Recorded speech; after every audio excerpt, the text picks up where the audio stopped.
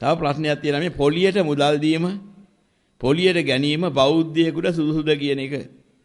අපේ ධර්මයේ විග්‍රහ වෙනවා.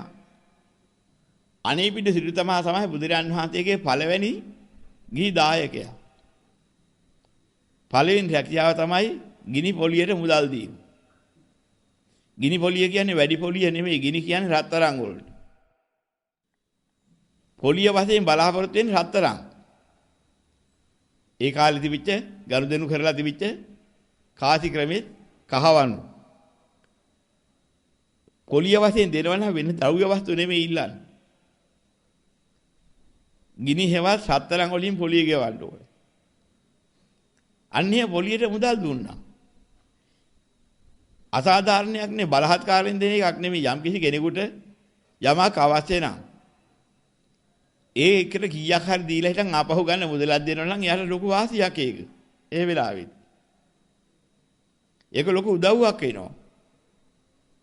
ඒ නිසා ඒකේ ප්‍රශ්නයක් නෑ බලහත්කාරයෙන් මෙච්චර අරගෙන මෙච්චර දියන් කියලා බලහත්කාරයෙන් කිරියුට දෙන එකක් නෙවෙයි. අපිට යම් කිසි අවස්ථාවක් තියෙනවා. කෙනෙක්ගේ මුදලක් කෙනෙක් ණයට ගත යුත්තේ නිකන් ඉඳගෙන කාලා හිටන් අනිකට ණය වෙන්න බලාගෙන නෙවෙයි. තමන් යම් කිසි විශේෂ කටයුත්තක් කරනවා. ඒක ලාභයක් ලබන්න පුළුවන් කටයුත්තක් නම් තමන්ට 100ක් වේදම් කරපුවාම 150ක් ලාභ ගන්න පුළුවන් කටයුත්තක් නම් ඉතින් 110ක් රුපියල් 110ක් දීලා ගත්තට ප්‍රශ්නයක් නැහැ 40ක් ලාභ තියෙනවා. ඉතින් එහෙම වෙලාවට ණයට රුපියල් 100ක් ගන්න තියෙනවා නම් ඒත් කමන්නේ 100ක වැඩක් කරගන්න. ඒක තමයි වාසියක් නේ. එදා හිටපු සිටුවරු ඒක තමයි කළේ. මේ මිනිසුන්ට ඒක වාසිය. අද බැංකුව කරන්නේත් ඒකනේ. මේ බැංකුව මිනිසුන්ට ලාභයක් මිස බැංකුව ගසා කන එකක් නෙමෙයි. බැංකුව මිනිසුන්ට ලොකු ලාභයක්. පොලියක් ගන්නවා. හැබැයි නිකන් කන්න නෙමෙයි. යම් කිසි මුදලක් අරගෙන ව්‍යාපාරයක් කරන්න දක්ෂ කෙනෙක් ඉන්නවා නම් ඒ දක්ෂතාවයම බලලා තමයි බැංකුවකින් ඒ මුදල දෙන්නේ. ගත යුත්තේත් එහෙමයි. නන්නාතර වෙන්න සල්ලි අරගෙන හොද නැහැ ණය ගන්න කාගෙන්වත්.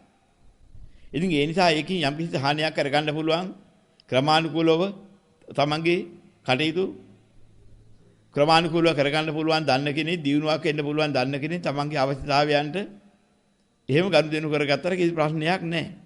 ඒක මේ බුද්ධ ධාතනේ තහනම් කාරණයක් නෙමෙයි. ණයට ගන්නත් පුළුවන් ණයට දෙන්නත් පුළුවන්.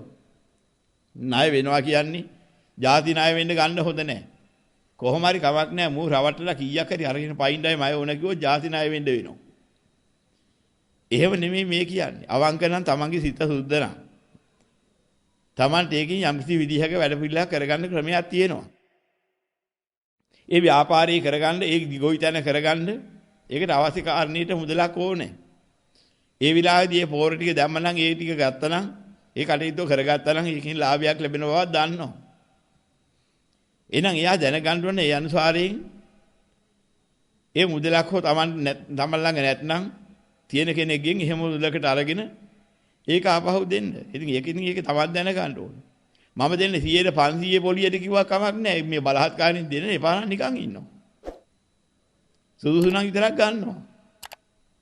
ඒතර අසාධාරණ පොලියට දෙන්න හැදුවා කවුද ගන්නෙ? ඉතින් සාධාරණ පොලිය දෙන්නේ කොතනින්ද? එතනින් ගනි. ඉතින් එයාගේ බෞද්ධයෙක් වුණාම හැම එකක්ම සාධාරණව කරන්න දැනගන්න ඕනේ. බෞද්ධයෙකුට වෙනදාම් කරන්න එපා කියලාත් නැහැ. මුදල් පොලියට දෙනවා නම් එහෙම එපා කියන්නේ ඒකත් එක්තරා ව්‍යාපාරයක්.